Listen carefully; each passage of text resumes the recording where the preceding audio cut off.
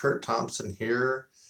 And if you caught my little comment from about 20 minutes ago, I said I am going to do my warm-up in front of you guys. Maybe not all of it, but part of it.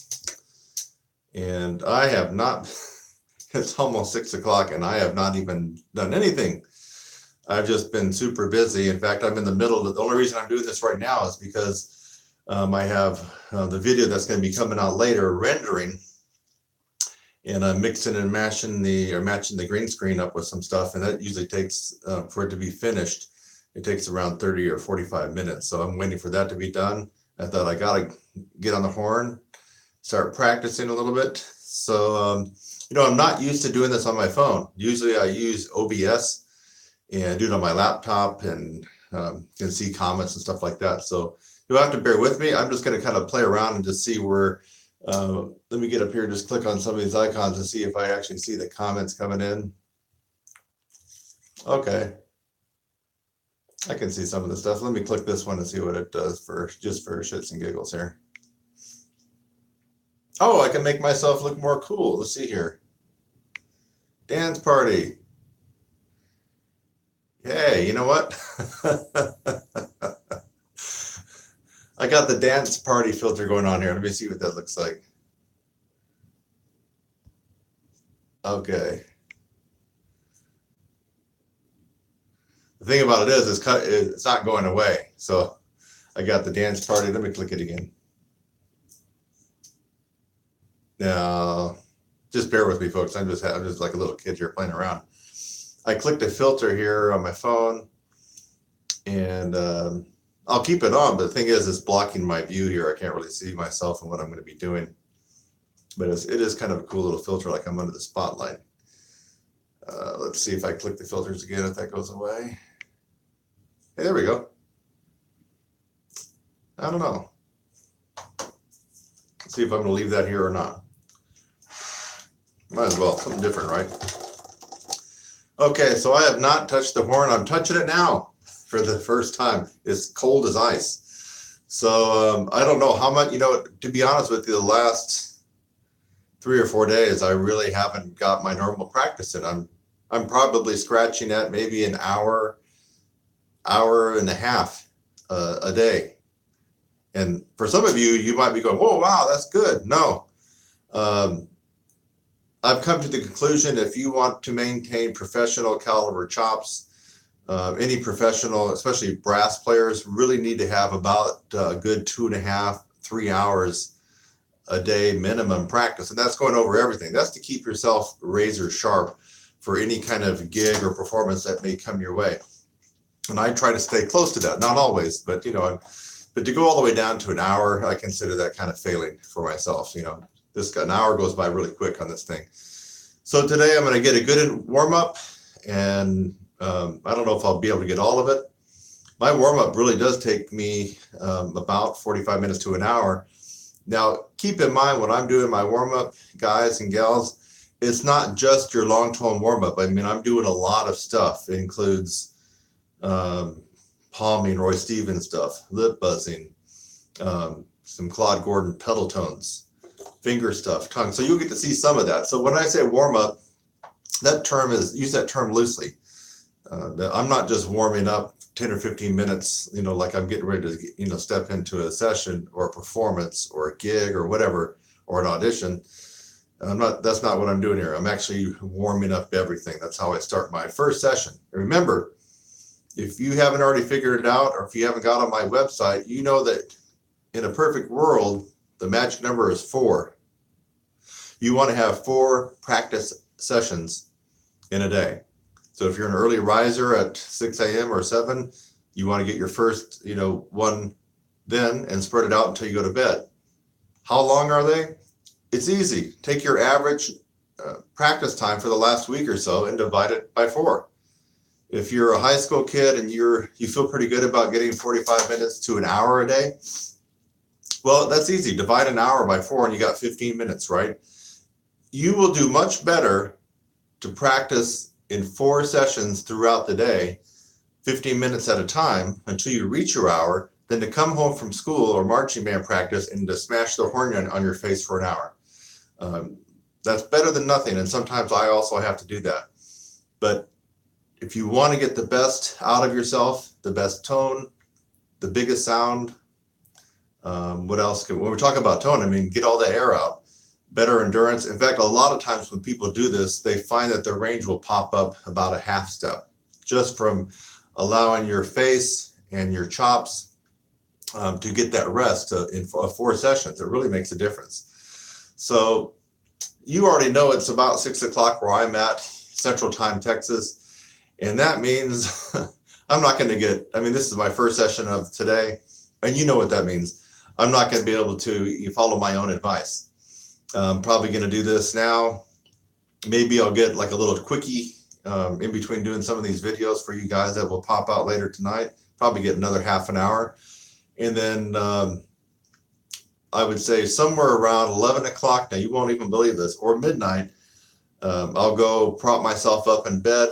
I'll put in my lyric, stealth, whisper, quiet, practice mute, and I'll probably practice 45 minutes or an hour while I'm watching some of my series at night. That's how I get in some of my practice, believe it or not.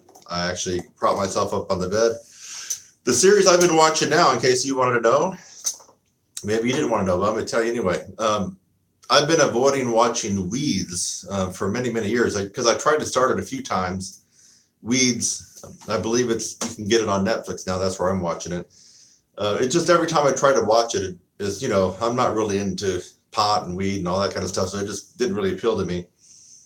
But anyway, I thought I would give it another go, and I've watched 2 or 3 episodes, and I finally got hooked a little bit. So I'm kind of watching from time to time Weeds, and I'll plop 1 or 2 episodes on, and hey, I can get an hour of practicing done. I don't even need to look at the book. Well, you might be saying, well, Kurt, what are you doing? You're laying in bed. You're watching a series. How in the freak can you get any practicing done? Well, it's very simple. I mean, if I have to go through finger stuff,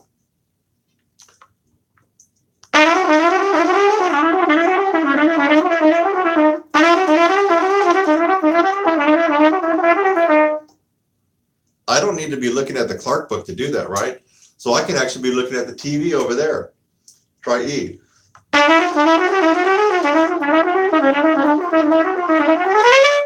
And I can be watching TV.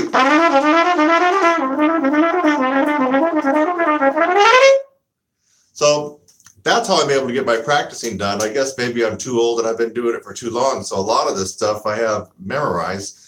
So I don't have to have my standout and my book in front of me. So yeah, that's the lazy man's way to practice.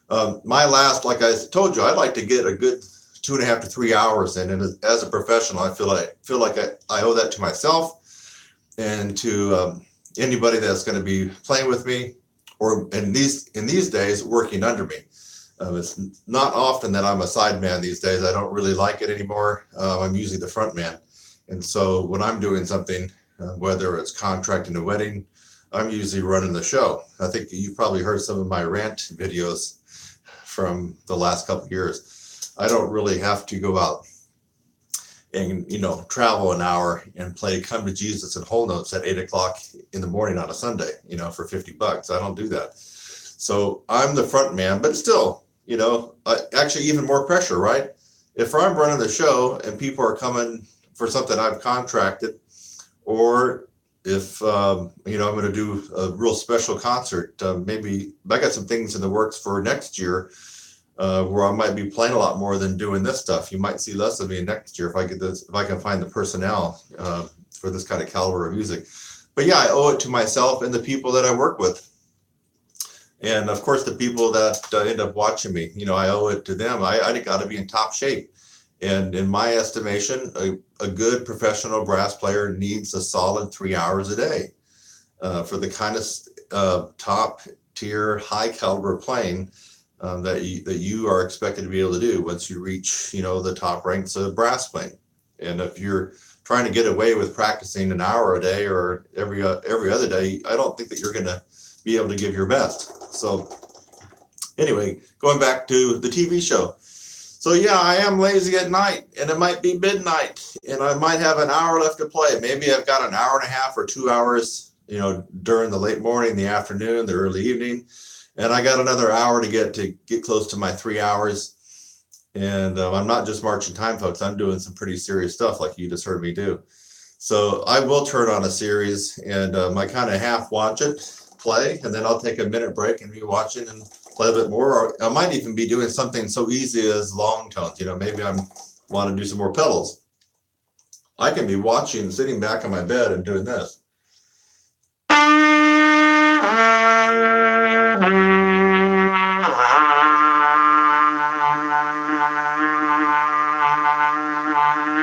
And the whole time, I'm able to absorb some of the TV series stuff that I watch. Some of my practice is in front of the stand, very deliberate, intense practice. And some of it, as I just described, is a lazy. So today, of course, it's not going to be so lazy because I'm going to be warming up in front of you guys. And, you know, I don't want to be a complete slouch, so I'm actually sitting up here. And anyway, we're going to get started. Now, because I haven't been doing as much practice as normal, my valves have dried out. That's a sign that I think that you're not doing as much practice because they just stay like that, and the air conditioning or the heat will eventually dry this out. So we're going to find my favorite valve oil. You already know what it is because I already talked about it in another video, LCAS. Someone said, oh, did you try, what was it? Oh, what was the valve oil? Someone just asked me if I would do a video on. Doggone it. No, the name, I'll think of it in just a little bit. But I haven't tried a lot of other valve oils that I liked. I've tried a lot of different kind of valve oils that were okay. Bach, Yamaha, Blue Juice is one. Blue Juice isn't bad. I mean, it kind of is supposed to clean out your horn with the algae they put in it. But what's the other one? I'm really trying to think of that one that someone mentioned. I'll think of it in a second. But anyway, I like LCAS. I'm not gonna do the real way of valve. Here's the cheat way, folks. So I pull out the valve like this. Now this is how you cheat when you do your valves, right? Just pull out like this. I put a little bit on the lifter, on the spring, on the casing, put it back in, give it a turn. That's the cheating way to do it. You really should pull the whole damn thing out and just soak it in oil. But I'm not going to be doing that today, and the valves aren't that horrible. Let's do the second valve.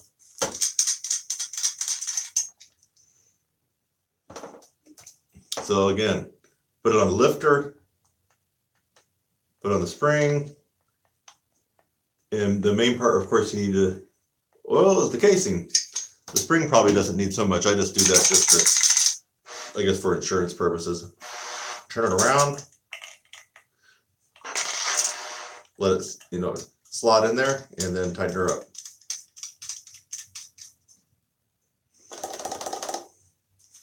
Third valve.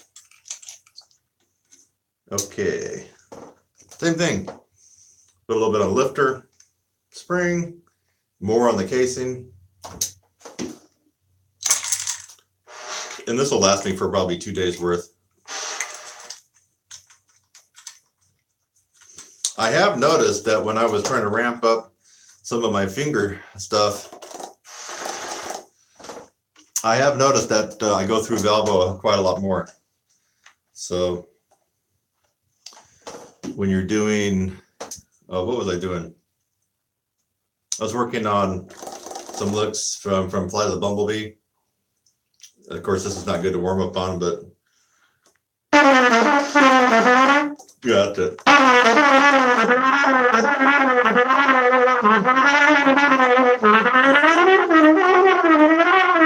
Well, when I'm doing a lot of that, now of course it's actually better when I'm warmed up and I'm actually thinking in that frame. But I noticed when I do a lot of finger stuff, another one I like to do is out of the Clark.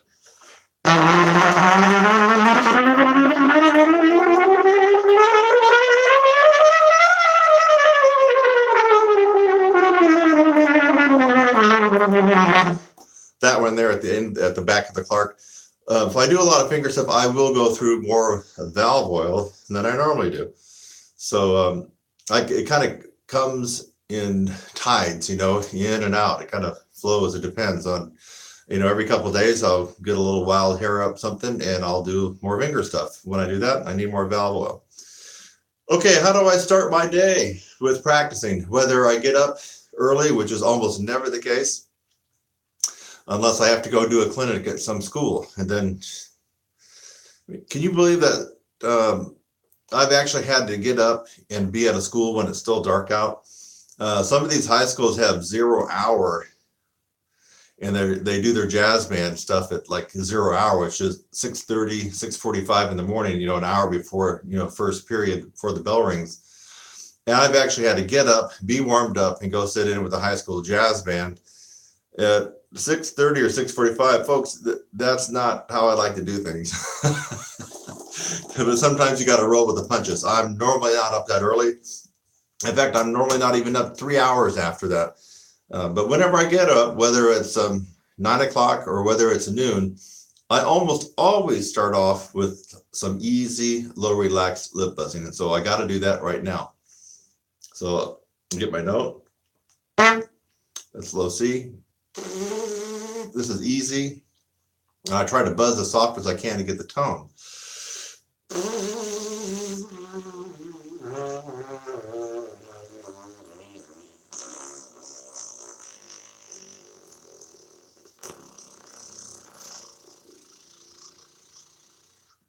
Pretty close down to triple pedal C. Now let's do it in arpeggios.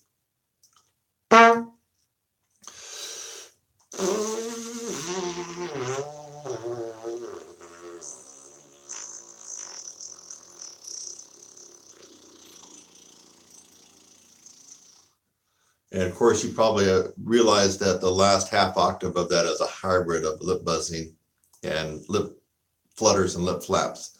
Lip flutters and lip flaps, probably all professionals know, because you do that constantly when you're on a very tough gig.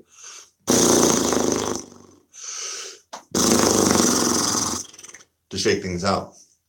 So the last half of that, when I get down near triple pedal C on this horn, and on my chops, is going to be a hybrid of lip flutter, flaps, and lip buzzing. Now let me do the slide down. Start on low C on your lips.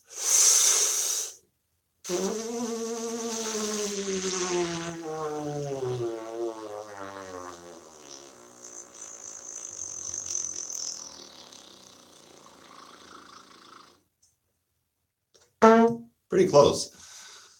Okay, so that's how I begin my day, almost every day with that.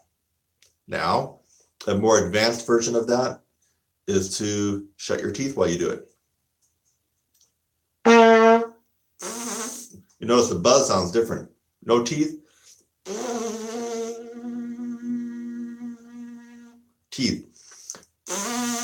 Hear the difference in quality of tone? What's going on when you shut your teeth is you disallow your normal embouchure, and you get more of the thicker inner part of the wetter part of your lips vibrating, larger surface, and it's actually harder. It takes more energy to do that.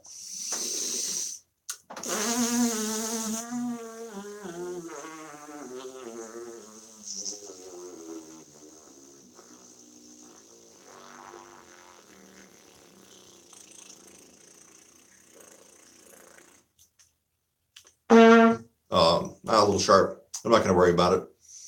And sometimes, I don't even got my horn, so I just kind of wing the pitch. Try it again. No, now we need to do arpeggios down.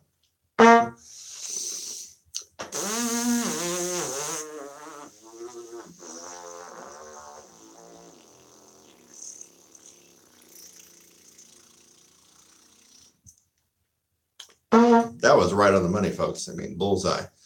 And the last part of that, of course, is we're just mirroring what we did with out the T shut. Now we're just going to do the slide down, the glissando.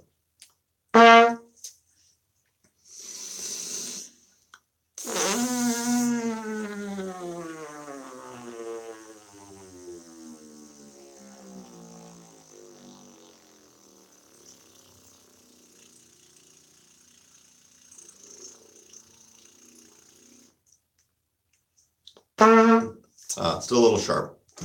I'm still okay with that. Okay, what that does, it kind of primes the pump. Now, keep in mind, we're doing this very soft. We're not trying to build with this.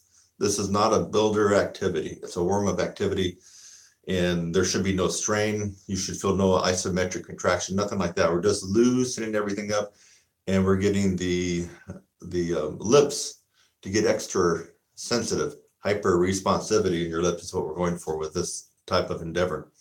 Let me, someone mentioned that I talked to before I did this, said, hey, you ought to just every now and then check to see if somebody's leaving a comment. So I'm going to do that right now.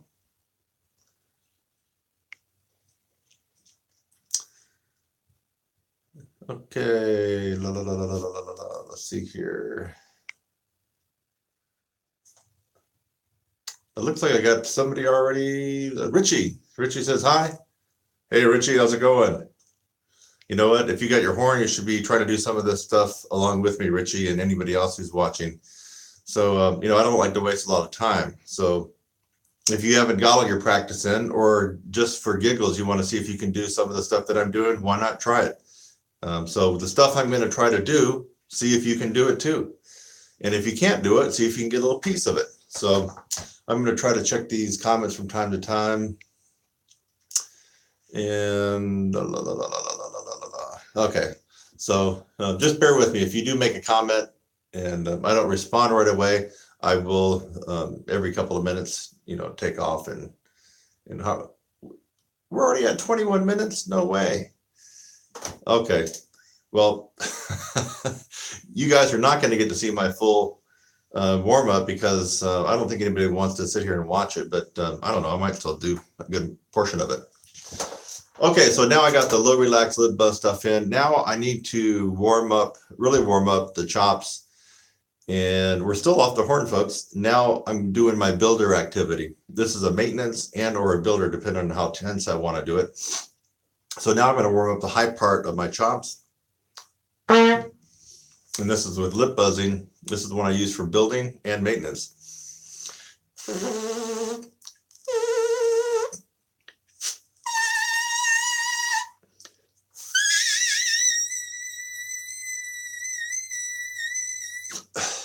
Okay, we're just going for some high stuff. So jump your neck. Now I'm going to do the same thing with my teeth shut.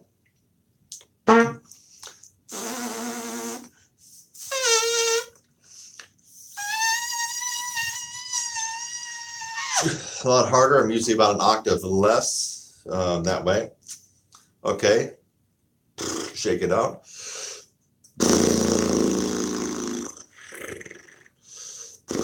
Rest a few seconds before I move on to my lip buzzing routine, which is part of my warm-up.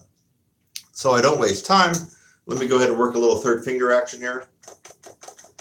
I can do about 10 seconds of this.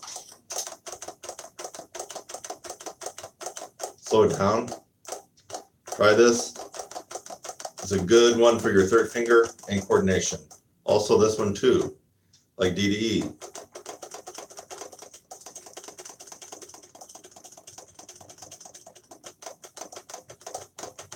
Okay, got a little finger action in there. There we go. Now I'm going to buzz out of it's probably looking like your left, but this is the right side of my mouth. Clamp off and buzz only out of the right side.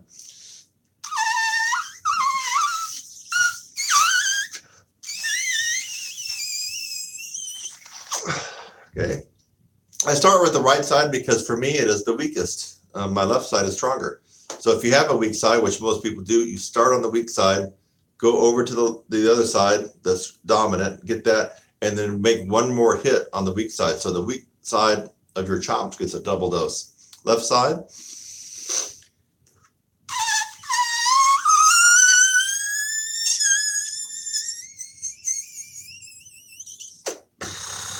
Got way up in the triples there. Shake it out. Right side.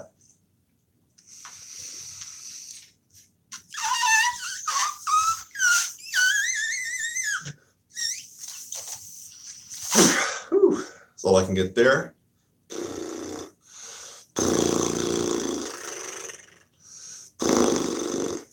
I'll be doing glissandos and lip trills on my lips in a minute. But while I'm resting, don't waste your freaking ass time. Get me building up some good fingers, right? when you're resting in between your stuff, don't be like, I hate to say idiots, but 9 out of 10 idiots are going to sit there and just stare around, or they're going to look at their phone. Or you can look at your phone sometimes, I do that, but really if you got stuff to do, you need to be doing it.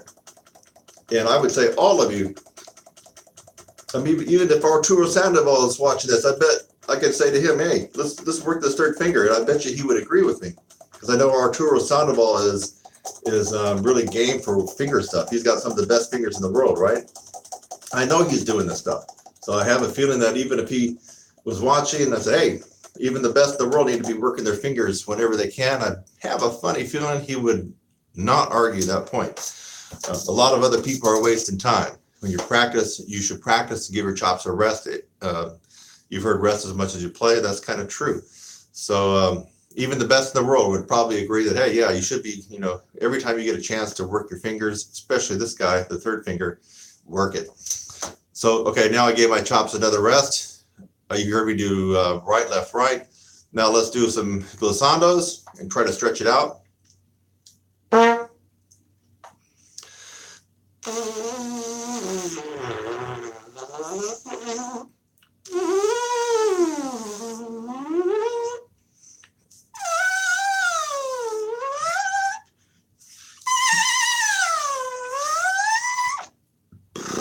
Probably above the staff.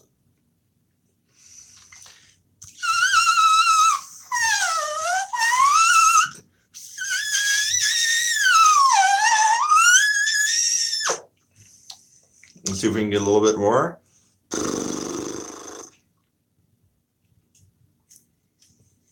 Let's see if I'm able to go into the triples with this.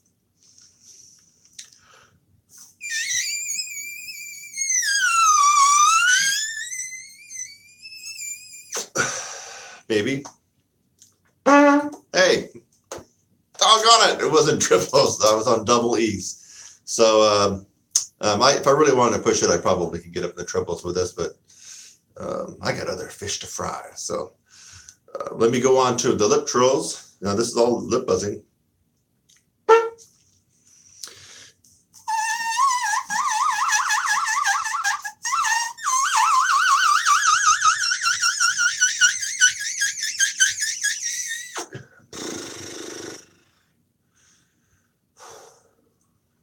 Pretty intense stuff.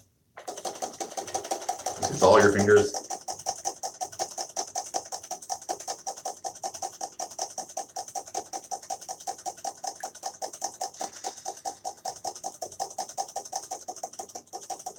Okay, maybe one more crack at it.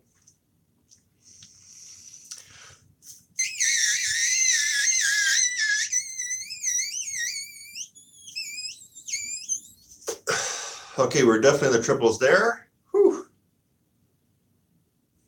Okay, catch myself, my breath. Now we got to go back and do that all over again with your T-shot.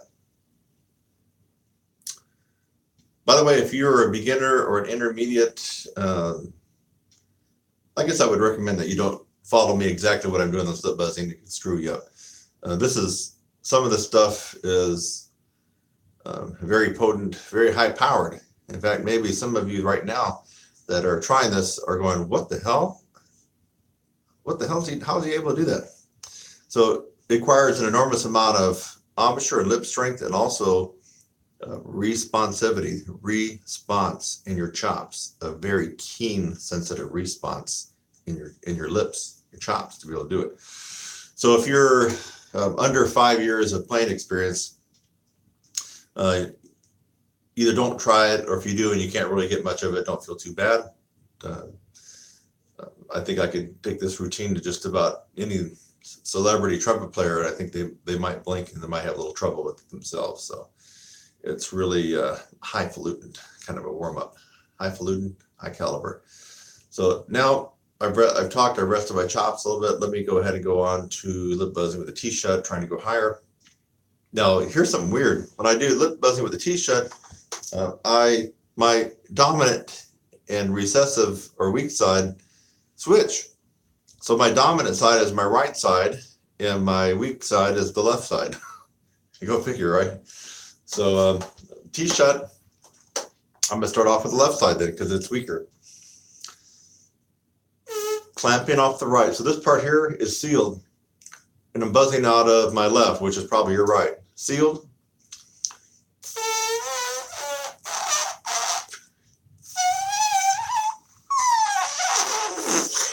All I could do. Okay, now seal off my left and buzz out of the right.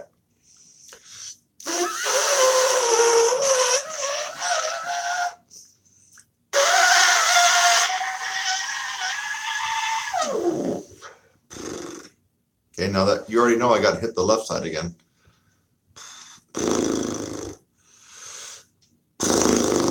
By the way, for those of you who are just joining us here, it is Sunday evening, and I'm not able to see the time exactly right on my phone, but based on the timer I see, it's got to be somewhere around 6:15 p.m. Central Time, Sunday, August 12, 2018. So I've been at this jabbering away for about a half an hour. And I'm almost done with my lip buzzing warm up. Now, this is something I do every day before I even really do much on this.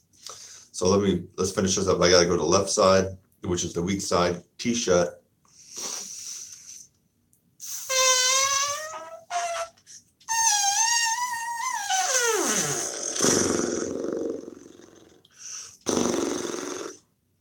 Okay, so what we have left would be the Glossanos down and up and the lip trill. So we're pretty much mirroring the same thing again that we did with the lip buzz, with what I call normal for me without the T-shut. So sometimes I'll start low and sometimes not, but I'm going to start low today on this. Doesn't really, I don't really think the pitch really matters so much on some of these. Just we're doing this for strengthening and to keep the load on the muscles. So starting low, T-shut.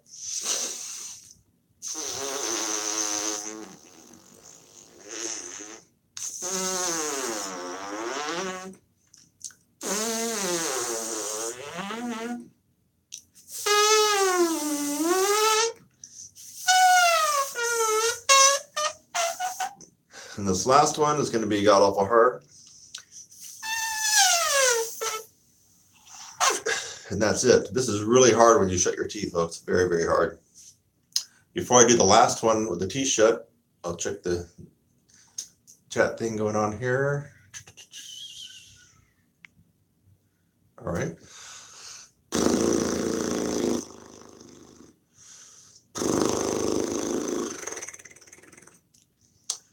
And, I'm just curious with this chat thing if I'm able to respond with voice texting. Let's just see if I can.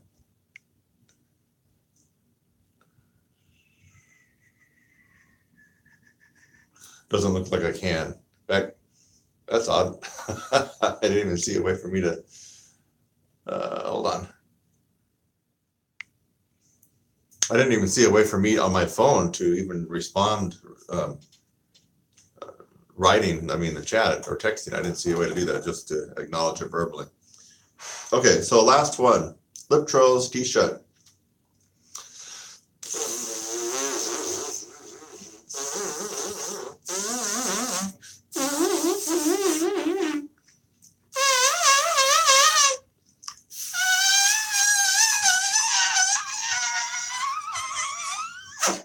Okay.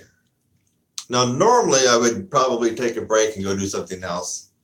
Go cut the grass, go run around the block, go to Starbucks. Sometimes I'll even take an hour break. Maybe I'll do a bunch of emails or do some kind of work, or maybe even go to the gym, because this is pretty heavy duty. So anytime you do a lot of lip buzzing like this, it surely is advisable to take 30 minutes to an hour off before you do something else. However, I'm not going to break up the live stream and cut it off and come back. So I'm going to go ahead and wing it, and I'm going to just let you know that this is not something that I advise to go from lip buzzing into something else.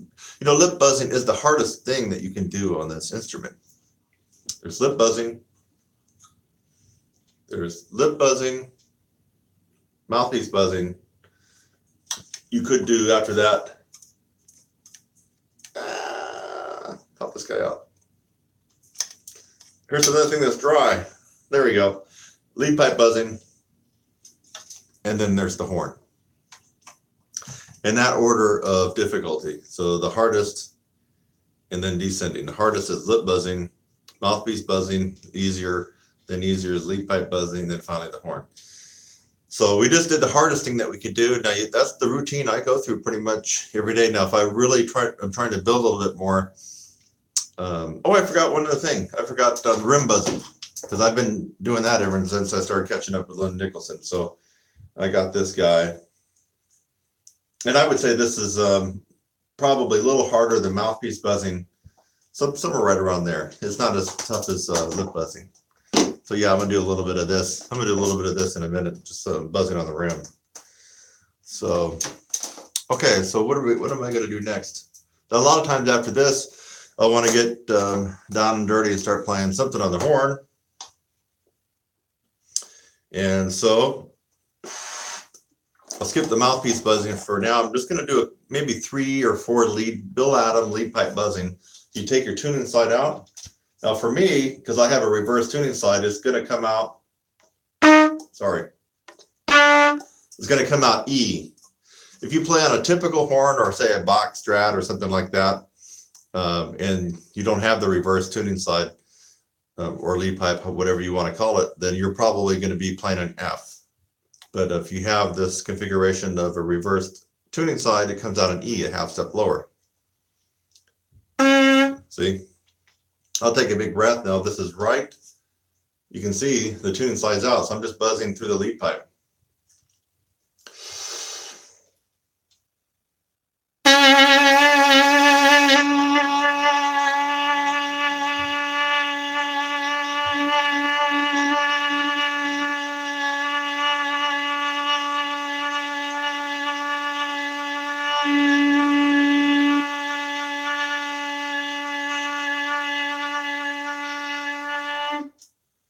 I told you I'd probably do about 3 of these. And by the way, these actually are designated warm-ups, Bill Adam lead pipe buzzing warm-up. But in his routine, he would have students at IU do 12 of these. So, hey, Traveris, thank you very much. Glad to have Traveris checking things out. You know, Traveris is the 2-time winner of some of my trumpet challenges. So, hey, Traveris, good to have you aboard. So let me get back to the Bill Adam. So Bill Adam, if you don't know, he was the big guru, trumpet professor at IU for the longest time. And I've even played with some of his students, and all the people that I play with that study with Bill were good players to great players, and they all had this huge, big sound. And I believe they got it from the lead pipe buzzing routine.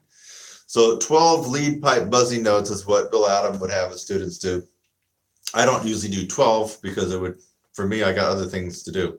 But I guess if you want to follow his real routine, I think 12 long tones with the lead pipe is what he was having people do. So we're going to do maybe 3. So I did 1 already.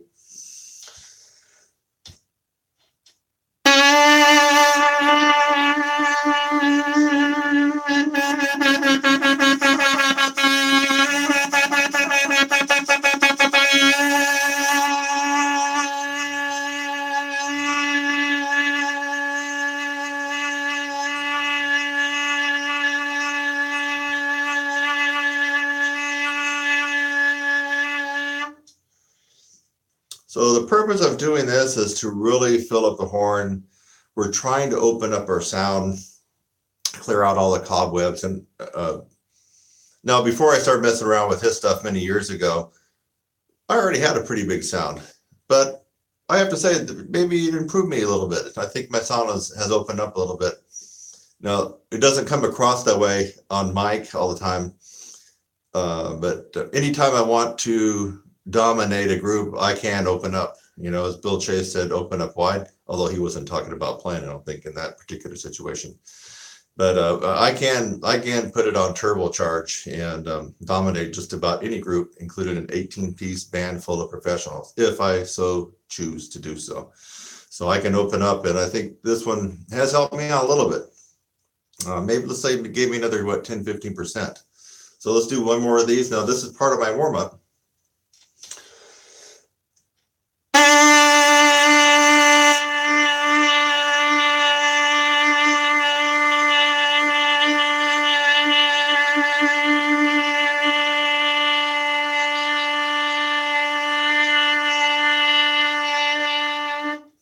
I'm trying to fill up the horn, actually not the horn, fill up the lead pipe, get a real clear buzz, big. It's, I would say it's definitely forte.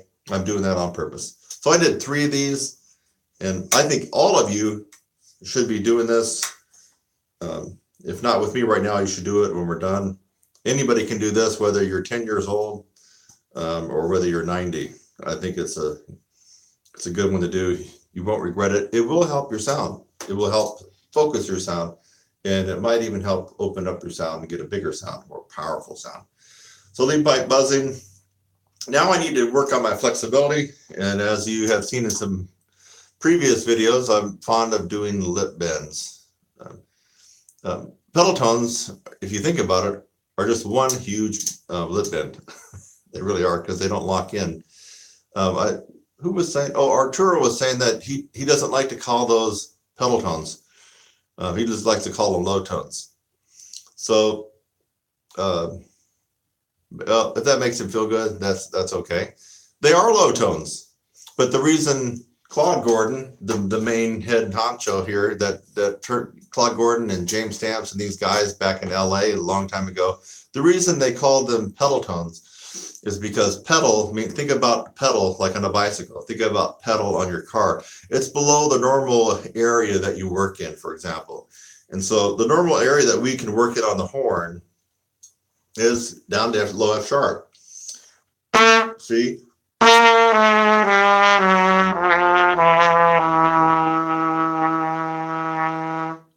Now, if you try to go lower than that without manipulating your chops, watch what happens.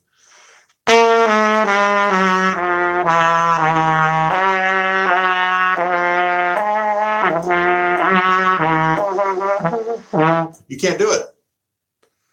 So Claude Gordon and some of these other guys label the notes below F sharp pedal tones simply because they're not acoustical, natural occurring notes on the horn.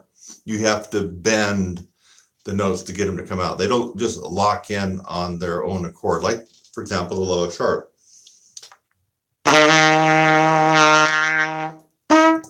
That locks in. Anything below that, I'm going to have to defer to the master, Claude Gordon, when it comes to pedal tones. So I'm going to call them pedal tones. They are below the normal range of playing, the normal acoustical range of playing on the trumpet. To get them to pop out lower,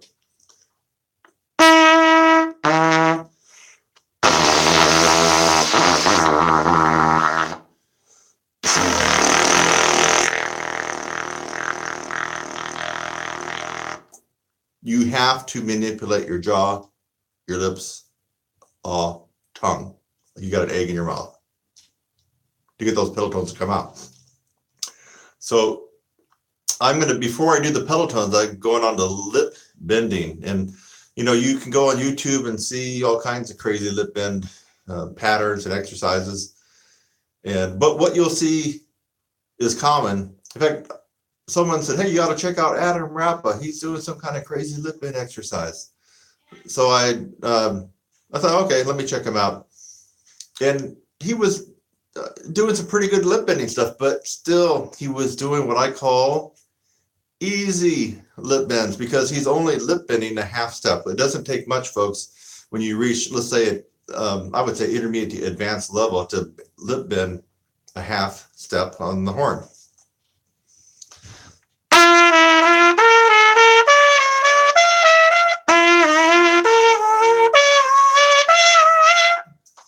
Doesn't take much at all to do that, and that's what I saw at Adam Rappa, and he was doing. Obviously this was something that he does a lot, and he had it down, and like it was pretty good. He was doing it pretty fast in some different patterns, but he was only doing a half step, which is for me not impressive at all.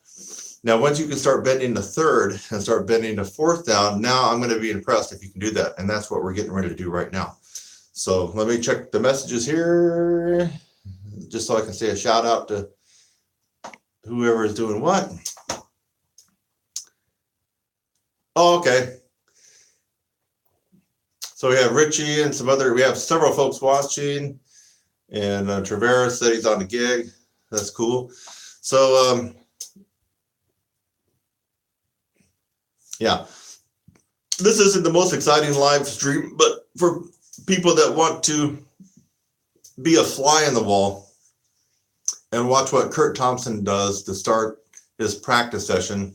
Now, you know I'm starting it late, but this is what I do, and this is what I try to do on a regular basis. And I try to make things as intense as possible for myself. So when I go play, most of the time I go to play somewhere, things seem easy.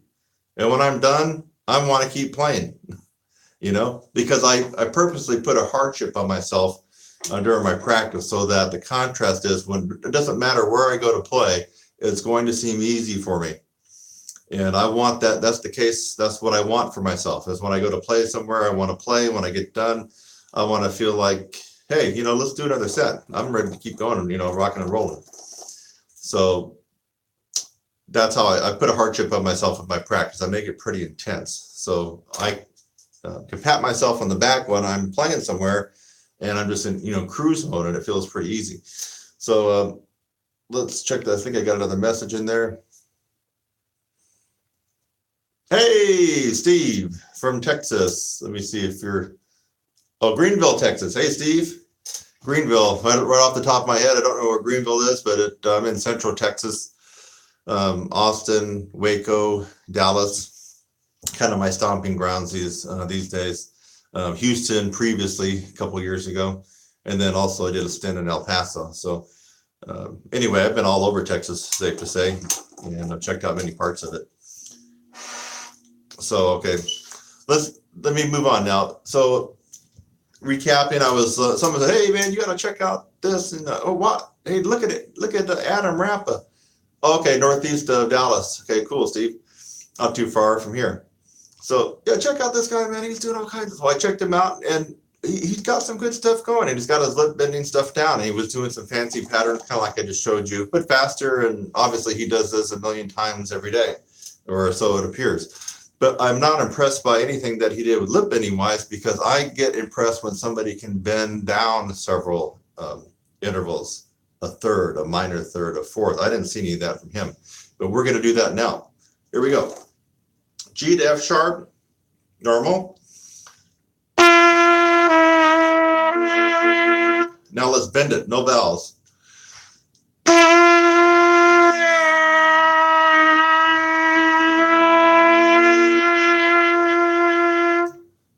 There we go. Now that's the half step. So just about every intermediate advanced player is probably able to do that. Maybe I'm shortchanging the advanced players. Maybe it's mainly advanced players.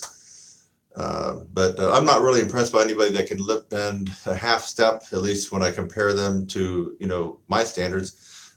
Once you can go to a minor third, that's when I start getting impressed. So now let's make it a whole step, which is a major second, down to F natural. If you got your horn out, might as well be trying this too, right?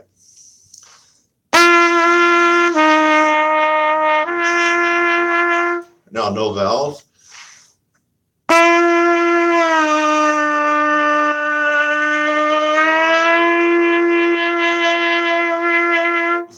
Okay, now we're getting somewhere.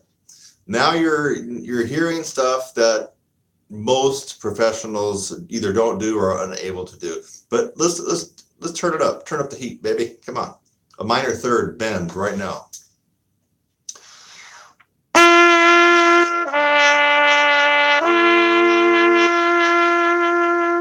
Okay, no vowels. Down just a minor third.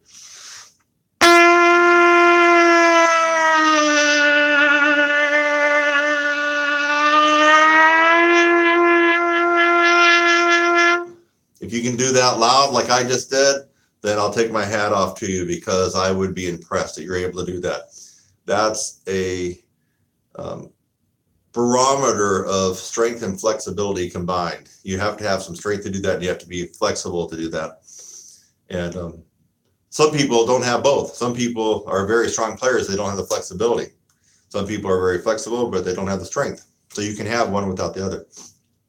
Okay, let's push it. Now we're going to go into no man's land.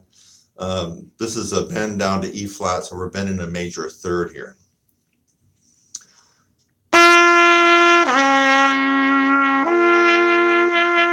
No vowels.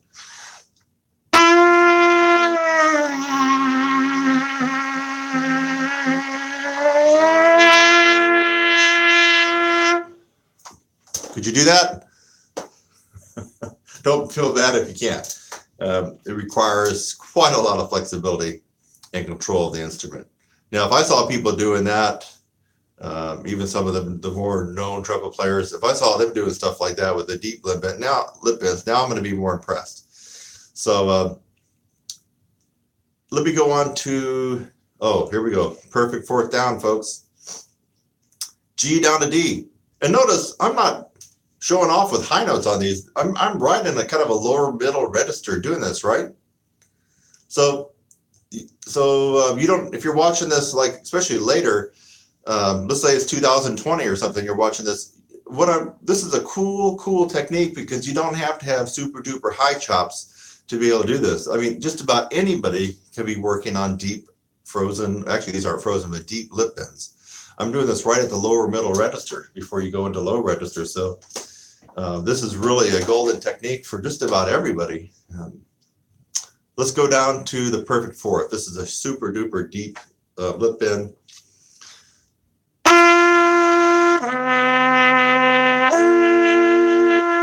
Now no vowels.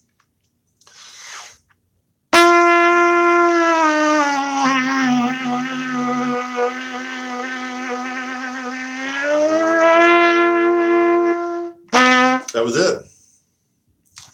Okay.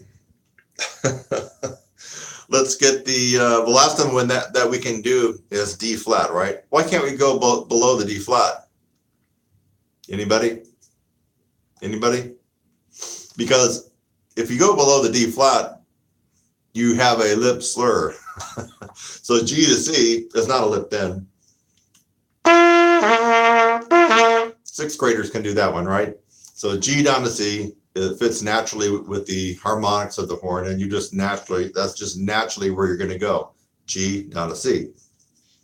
We go G to D flat now. Au contraire, mademoiselle. This is a different animal that we're talking about. This is if you can bend what do they call it, a minor fifth, a flatted fifth in jazz terms, an altered fifth, part of the tritone, right? So that's kind of what we're doing here. It's like 4.5 steps. This really requires something, and you guys can be okay. Just it said app closed suddenly or something like that. So where was that? I'm talking about the last lip bend here. We're going to bend down a minor fifth. So here we go. It's going to be G down to D flat.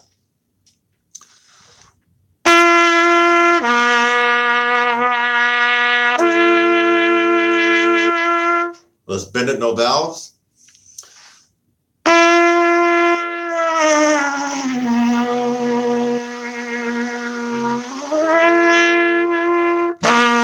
That was it. Okay, so this is for those of you who just joined, or if you are watching at another time in the future.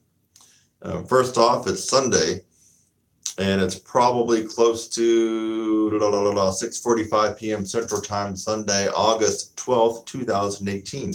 If you're watching this in 2019 or beyond, and you're just joining us, I'm actually taking the horn cold. I didn't get a chance to play today. It's my back to school stuff that I'm doing. And I got a video in the oven, which I'm about ready to start attending to. It's I'm mixing and matching. You see my green screen right here. So I'm doing some different stuff with green screen and editing and stuff like that. I'm sure that video is probably almost done right now. I'm just showing you what I do on a regular basis. No holds barred, no editing, no cutout, no trying to make myself look or sound better than I would be if I was just by myself warming up. So this is my typical warm up, how I begin most practice sessions. So just to recap, I started off with low relaxed lip buzzes, one without the teeth shut, one with the teeth shut, and then I went into lip buzzing builder routine for myself, doing some different patterns going higher. Then I did the same thing, mirroring that with the teeth shut, and then we did several other things, lead pipe buzzing, and then these deep lip bends. And now after this, and keep in mind, I'm cutting out a lot of the rest that I would probably put in here. I would have maybe stopped and gone to the store and done something else, taking a little bit of a break. So now after this, I do want to touch on some pedal tones. So I'll start doing a little bit of pedal tone activity. So we're going to skip all the way down to F. And for those, in fact, I'm going to do it a different way for you guys. For those of you who are unfamiliar with pedal tones, or who don't do a lot of pedal tones, the best way to do some pedal tones is octaves. And the reason is octaves can help you center in on the pedal tone you're targeting, but also there's a passive ear training thing that happens with pedal tones. You actually have to be able to hear the pitch in addition to feeling where you are in the horn. So the octaves give you the best odds of getting that pitch correctly, instead of doing a lot of patterns until you reach that pedal tone. So we're going to do octaves. F to F. That's the bottom of the staff, F, first bass. The first pedal tone we come to is right below our low F sharp, that's F natural.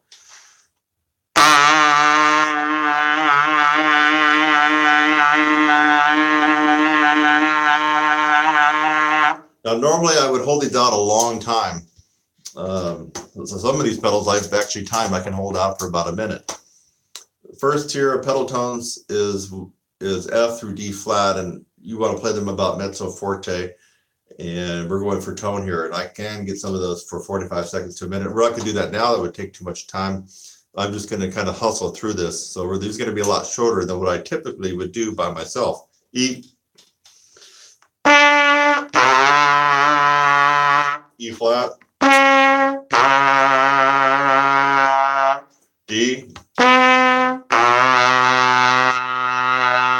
D flat.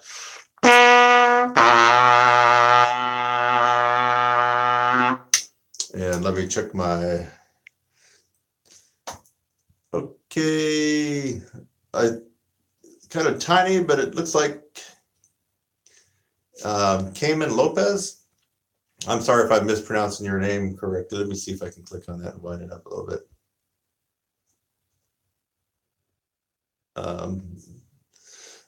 Looks like Cayman Lopez is what I'm seeing. So Cayman, I hope that I'm not butchering your name. I hope that I'm pronouncing it correctly. And you're from San Diego, so shout out to you. Thanks for joining us. Okay, so you just heard me do the first tier of pedal tones. I would call that a medium difficult range of pedal tones. It's good for tone, warming up like we're doing today. Play them around MP to MF. Next tier is tier 2. Pedal C down to pedal G flat, aka pedal G or pedal F sharp. This is your builder tier. So this is a sweet spot for people who unfortunately don't already have a lot of high range. You can actually be working on your high range in this particular tier. So no excuses. You don't want to beat up your lips, playing high C's and D's and E's. So that's okay. Work on this tier. You're going to get a lot out of it. You're going to get stronger. And it's a way for you to increase your high range without killing yourself up there above the staff. So again, we're going to go down in octaves. You will notice that the timbre changes, the tone quality. It changes to a buzzy, kind of raspy trombone sound. This is the most difficult pedal tone tier on the planet for trumpet players. You should try to play this as loud as you can. Don't hold back. And again, I'm not going to play these as long as I can. See?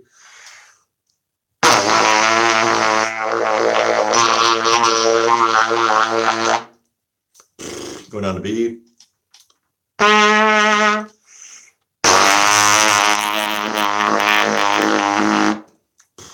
B flat.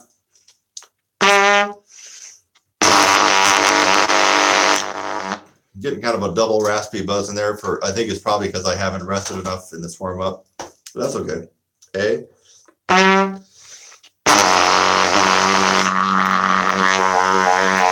you go. A flat. You really should put more rest in between these.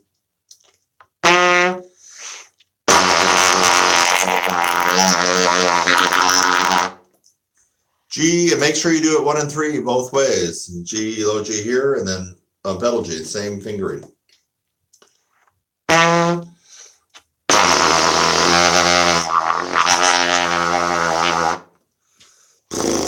Last one, G flat, F sharp, same fingering.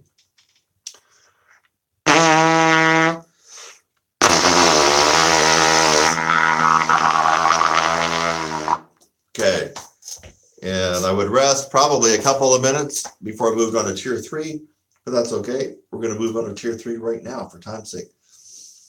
Tier 3 starts with a double pedals, double pedal F, all the way down to double pedal D flat. Double pedal D and double pedal D flat are the hardest of the 5 in tier 3.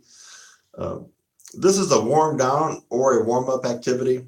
It's also good for the next day or the day after you've had a real loud or long gig and your chops are kind of fuzzy and feeling tight, just not feeling good. If you play these extra soft and just hold them out long tone style, you'll find that it really does kind of rejuvenate and get the lips, get some of the cobwebs and speed bumps out of your lips.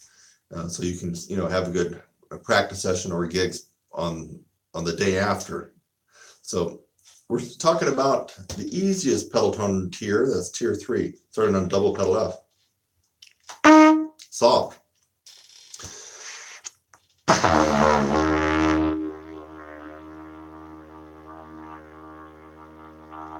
I could hold these out quite a lot. You're going to be able to hold these out a lot longer because we are playing these soft. I'm going to move down to E, and I'm shortening these up big time. So you should probably play these a lot, as long as you can, in one breath. E, very soft.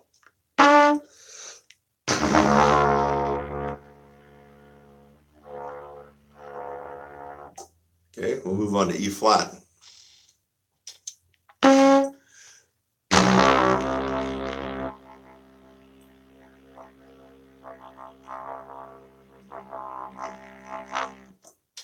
Hey, what happened to my spotlight? Oh, because the live stream was interrupted. Let's see if I can find that again. Where was it? There we go. Yeah. Okay. Hey, we got the groove and the party atmosphere back here. Let's see if I can get rid of that. There we go. Okay, yeah. Spotlight comes in handy sometimes. I like to be in the spotlight. So, okay, Steve has a question real quick before we finish tier 3. Let's see what we got here. By the way, this is an opportunity for you to ask questions. You might as well, since you got me live. Thanks, Steve. You said that was impressive. So I think you're talking about the lip ends. Steve says, am I cheating if I finger the pedal F, E, D, C as F sharp and just lip it down? Yes, you are cheating. Let's see if I can get that again. Yeah, you are cheating. The fingers make a big difference, Steve, and everybody else. That's why when you heard me go down to the G and G flat for the pedals, I said to make sure you play 1 and 3 and 1, 2, and 3. Hey, Dylan. So, yeah, Dylan just joined us. So no, Steve, don't be offended by that. A lot of people that start my 16-week course, when I throw in pedal tones with them, they either haven't done pedal tones at all, or they've only done them in a limited way. And so sometimes I have to tell people to cheat to get the pedal tones out, because otherwise they can't. That's just the way it is. So like the pedal G, that's tough to get. In fact, maybe as many as 7 or 8 people out of 10 that start my course cannot do that. They have to cheat and lift up the valves. And it's a lot easier. But what does that do, Steve? It takes a pedal G from the hardest tier of all pedal tones and it shifts it down into tier 3, and it makes it one of the easiest pedal tones. So if you have to cheat in the beginning just to get it, that's fine, but you want to start using the correct fingerings. Otherwise, you're shortchanging yourself in your development. If you leave 1, 2, and 3 down for the hardest tier, like you were talking about, F sharp,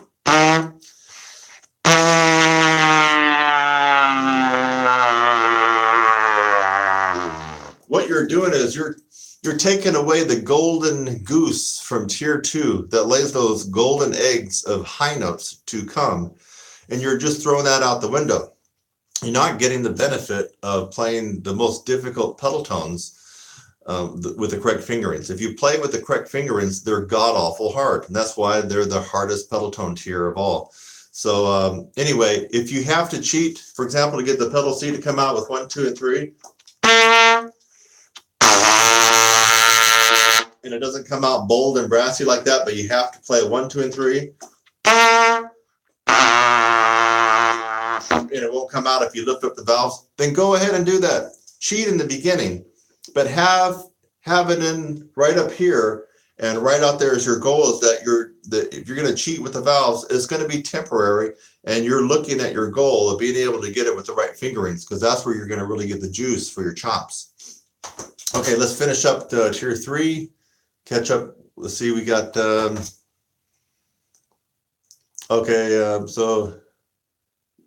Dylan. So Dylan, let me see what, hold on. These little chats on my phone disappear pretty quickly. Let's see what Dylan's. I've been practicing pedals quite a bit and noticed everything under pedal C doesn't really need any certain fingerings, especially around the double pedal C. Yes, it does, Dylan. Okay, everybody's asking about fingerings here.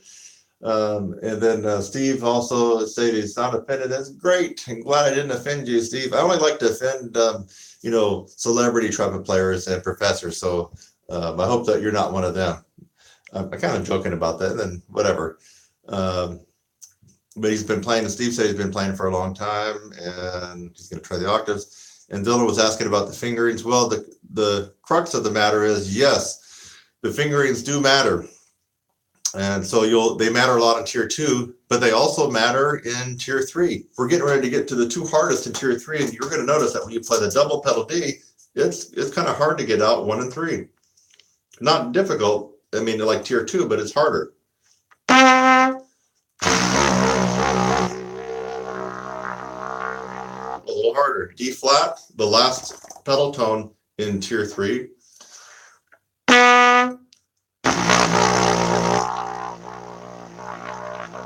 Remember, these are very soft. So that ends tier 3, the easiest tier of all pedal tones. And so for you people that are asking about fingerings, if you got to cheat, if you got to use the alternate fingerings just to get them out, fine. But have in the back of your head that you're going to try to get the correct fingerings on these pedal tones. It makes a difference, and it adds a lot more to your embouchure development. It really does. Now, you maintain the same embouchure for tier 1, tier 2, and tier 3. But what about tier 4? You can't. So when I say the same setting, that means if you're playing high C,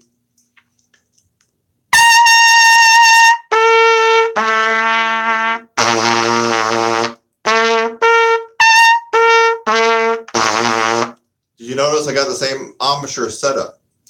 When you get to tier 4, you can't really do that, especially for our purposes of opening up your sound. Now, tier 4, you have to change up your embouchures a little bit to be able to accommodate the sound and the development we want to achieve from tier 4. When I say we, I mean me and the people that I work with, that I teach, especially in some of these courses that you can probably find on my website. So we have some goals, and we want to do things the right way to give you the biggest bang for your buck. So in tier 4 is the only tier that we have to alter our embouchure. What you have to do is you're going to be taking your jaw, and you're going to be protruding your lower jaw out past your front teeth a little bit. See? Overbite. Bulldog. So you're going to be kind of bulldogging your teeth, not extreme, but that's the direction you're going. See? When you go to tier 4. The other thing you're going to do is you're going to notice that you need to pivot the horn up as you bulldog out. Also, you would need to slide the mouthpiece higher. So you got 3 things that you need to do when you get to tier 4. Bulldog out your lower jaw, make it protrude out past your top cutting edge of your teeth. Slide or pivot the horn up and slide the mouthpiece up. This is the 3 alterations you have to do to modify your embouchure to be able to work tier 4 successfully and squeeze out all that golden juice. Actually, that's not the right word. All that sweet berry juice. There we go. I don't want to paint the wrong pictures in your mind and have you end up getting sick to your stomach. Sweet, yummy berry juice coming out from the tier 4. You have to modify the embouchure. And tier 4 is the second hardest tier of pedal tones. It's located at double pedal C down to double pedal G flat. It's not as hard as tier 2, but we also have a different agenda here. We're trying to open up our sound. It does help you out a little bit with range, but that's not our primary purpose. We're trying to open up our sound and go the other direction, the opposite direction of that pinch, nasally, chainsaw sound that we hear sometimes in a performance. We're like, oh my God, this guy sounds horrible. Well, a lot of times it's because their sound is so pinched off their throat, their tongue, or their lips, or teeth, everything, all the above, or they're using the wrong equipment. We don't want that. We want to go the other direction, and tier 4 pedal tones will help you do that. So here we go. You'll see me change when I go to tier 4. The embouchure changes something slightly. So here's my normal setup on low C.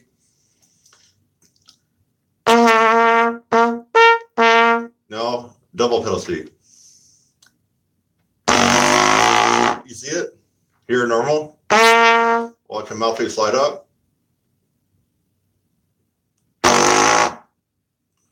See, teeth out, bulldogging it. That's the embouchure change that you have to do for tier 4 if you really want to be successful opening up your sound.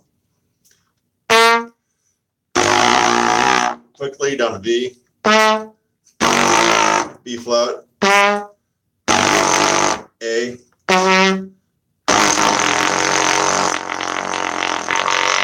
I'll take a quick rest because double pedal A flat, 2 and 3, double pedal G, 1 and 3, and double pedal G flat, 1, 2 and 3 are the 3 hardest out of tier 4. They actually are pretty difficult to get loud, so I just want a little rest before I try to tackle those. So A flat, double pedal A flat.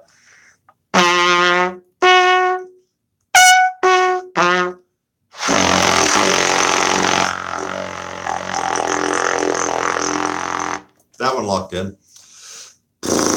2 left, double pedal G. I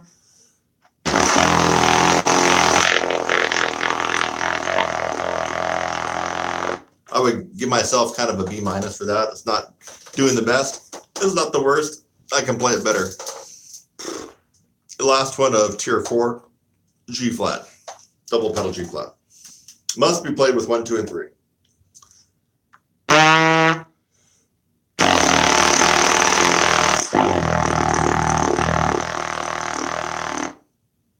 See? Bulldog in the teeth. Normally I play with a little bit more of an overbite.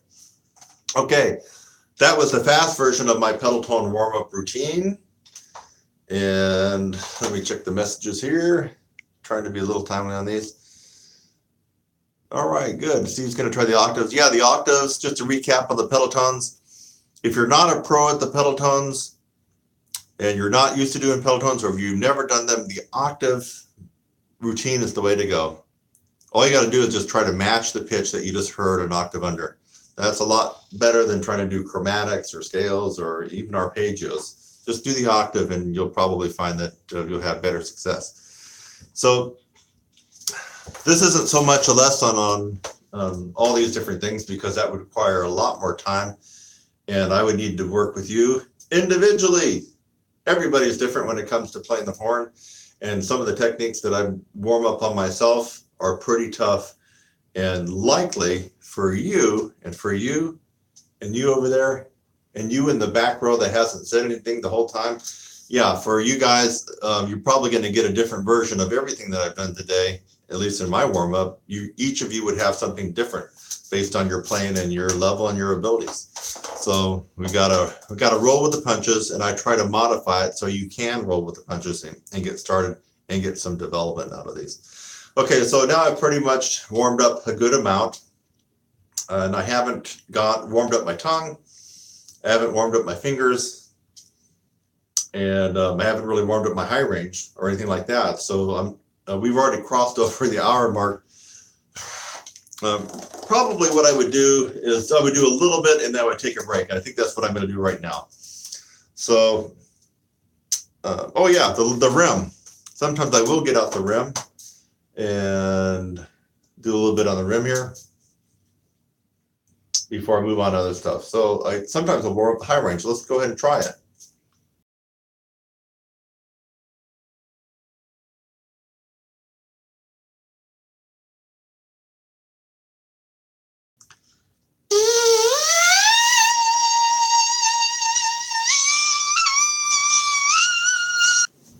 Boy, YouTube's got a new app because the app just crashed when I was doing my impressive double C rim buzzing.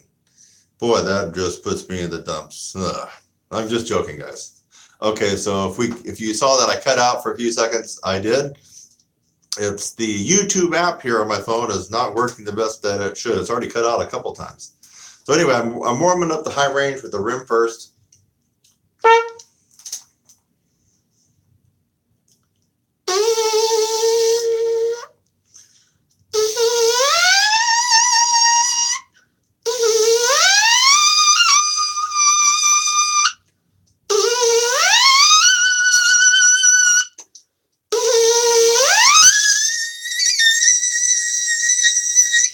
A little flat.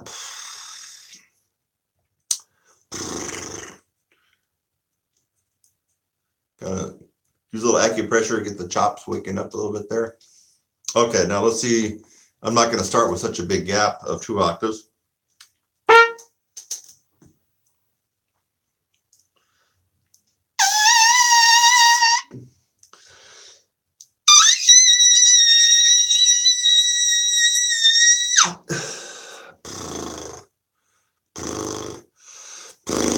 Double C on the rim.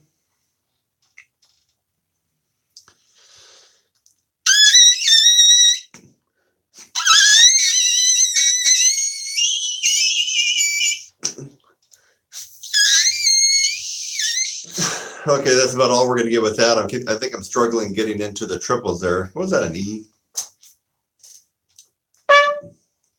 Yeah, I think it barely got up to the double E.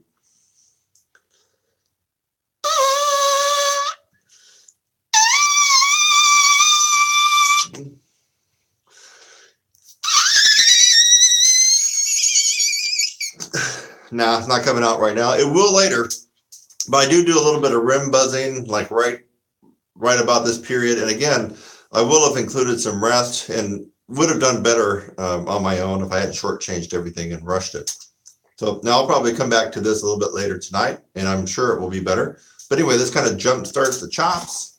It is harder than just playing on the horn itself. I will kind of try to stretch things out a little bit.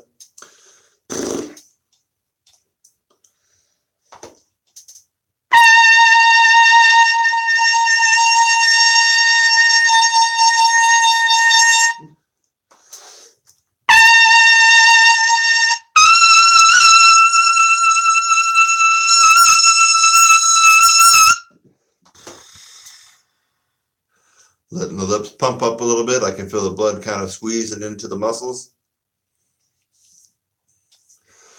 And I'm not going through a whole high note routine here.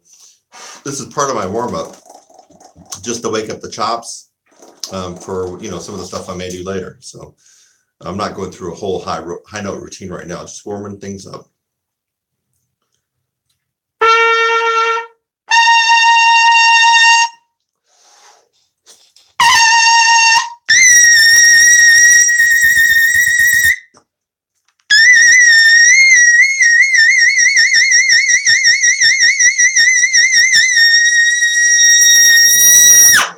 Okay, double C's coming in.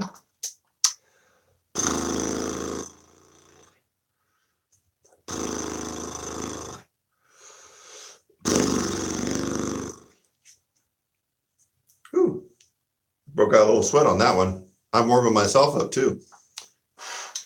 Do a couple more of those, and then we're going to round it out with some fingers. Oh, tongue too. Okay, hold on.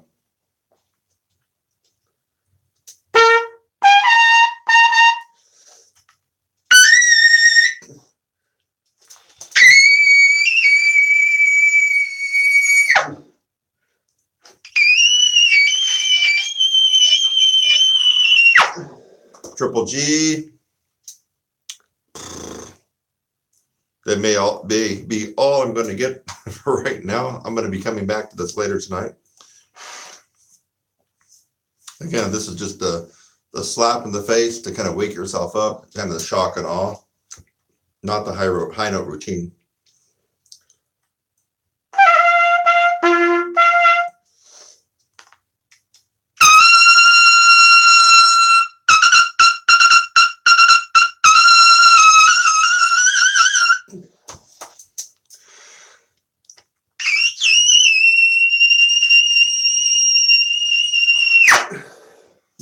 That's about a decent MF triple G, and I'm going to stop right there.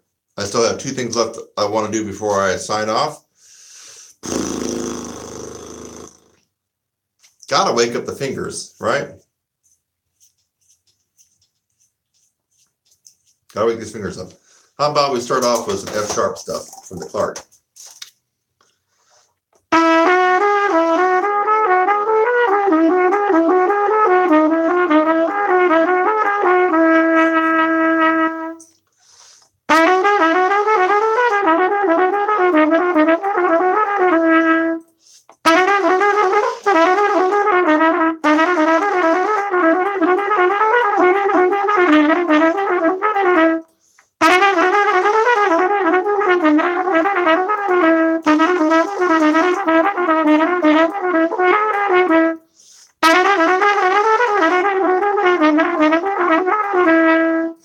Get the fingers going, get the cobwebs out, the rust.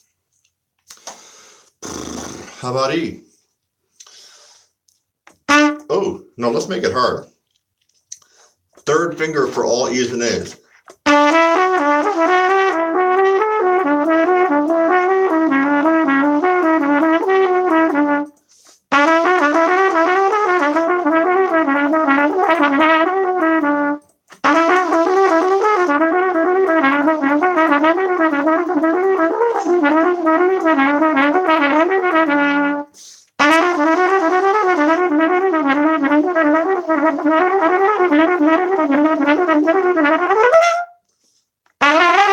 No, I'm not starting a jazz program right there. Okay.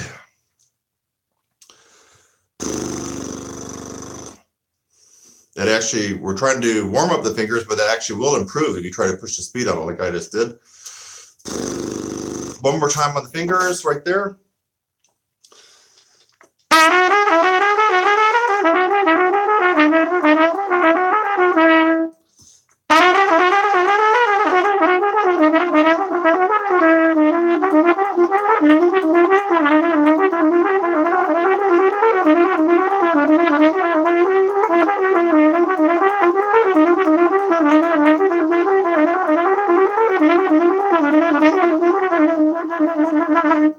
They're coming alive, folks. They're coming alive.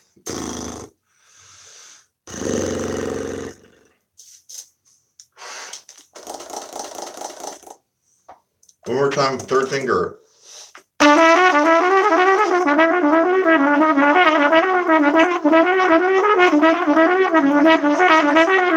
There we go.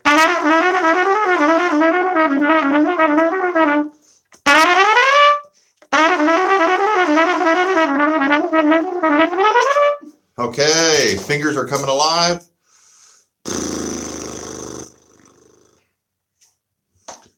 Tongue. Oh, we'll just do some simple stuff.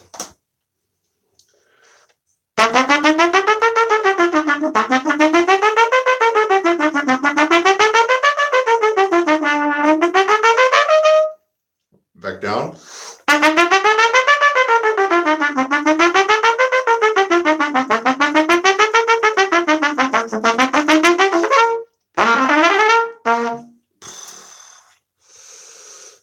I am really needed to take a break right now, and it'll be probably an hour or 2 before I begin my next session of practice. The breaks are important. That's why I want people to practice 4 times during the day instead of all at once. So I've gone a little bit beyond my limit for my warm-up. I would have typically taken off about a half an hour ago. But I just want to finish out what I normally do for you folks on a regular basis. So I'm doing some tonguing now.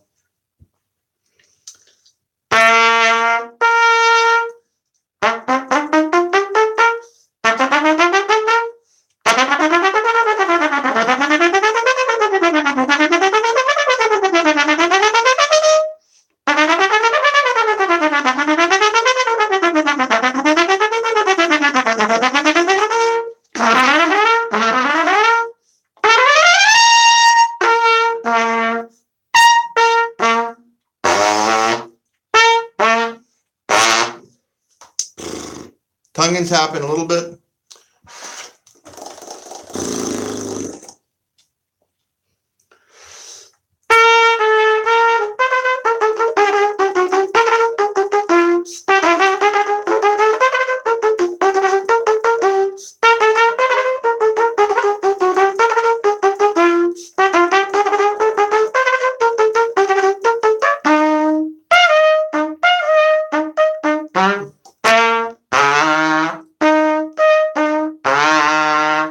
Okay, fingers, tongue. Whew. Now that is my warm-up. I know if I got a little bit of a sweat, just a little bit of bead, I've got my warm-up going on pretty good. Whew. I can feel it. If you go back and watch this video, you'll see that I hit almost all the pedagogical techniques on the horn, almost all. Tone, breathing, flexibility, tonguing, articulation, fingers, hit it all. Pedal tones. So this, and then I, of course, shoot it up, high. I ended up going up to triple G. So I've covered like this much on the horn. I mean, I'm just all around. This is what I do on a daily basis for the most part for myself. What you just saw is what I do first thing. Now I'm going to take off about an hour or so, probably 2 hours, and go finish the video. I'm going to be live streaming for you probably in about a good hour and a half from now. And when I'm done live streaming that new video for the back to school promo that I have going on now, I'll probably come back in this room, pull out my stand, and maybe get a little bit more serious about some of the stuff I'm going to work on. After that, I'll probably have a late dinner, very, very late dinner, and do something else. And then probably around 11 o'clock, I'm going to kick back and maybe watch a little Netflix or something, and I'll have my horn out again. And that's when I might actually go through a high note routine. That's actually when I might pick. A lot of times I just pick the horn up and I start doing Charles Cole.